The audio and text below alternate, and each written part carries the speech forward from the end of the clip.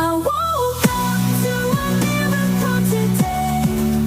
Triggers stay as I find my way. No judgment to lead astray. In this peaceful state I'll stay. Okay, let's get into it. Welcome back to A Course in Miracles in Practice. It's good to be here. We are into this final stretch of the workbook lessons.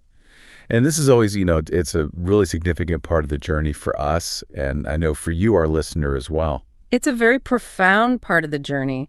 And if you've started to notice that the language in these final lessons is repetitive, it's identical from day to day, you're not wrong. You were noticing a key feature of the course. Right. Today we're looking at Lesson 363, which, as it so often does, just reinforces the core idea that we established in the last 2 days. Yeah. So the mission today really isn't about learning something brand new. It's about learning how to stop interfering with what has already been given. That's it. So we'll start by reading Lesson 363 verbatim, and we'll just acknowledge that it carries, the same weight and the same language as yesterday's lesson. Mm-hmm. And then we'll spend our time on the lived application of this repetition. And we always love hearing from you about how these lessons are actually showing up in your life, especially as we move into this phase of application.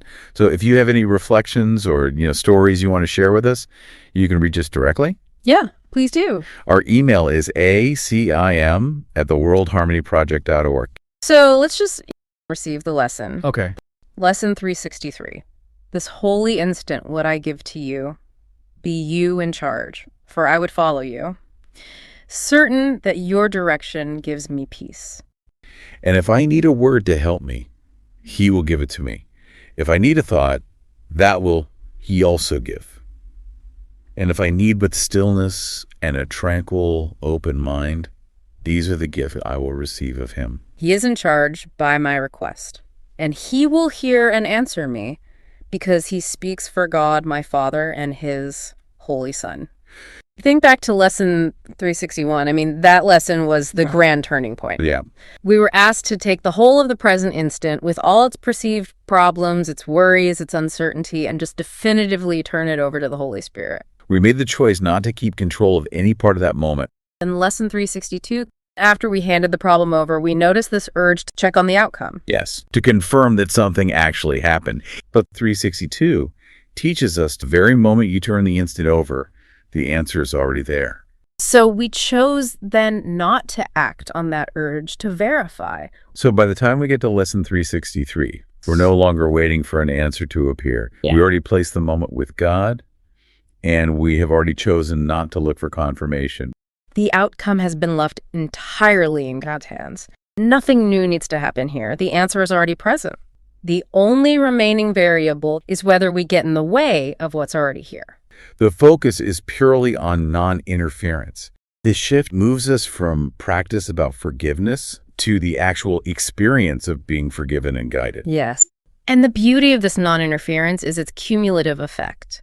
Every single time we accept the word, the thought, or the stillness without trying to redirect it, we reinforce that habit of trust. So the question for you to maybe mull over today as you finish this exploration and step into the rest of your day is this. If you acted for the next 24 hours on the absolute certainty that the answer is already in your mind, what stress or resistance would you immediately drop?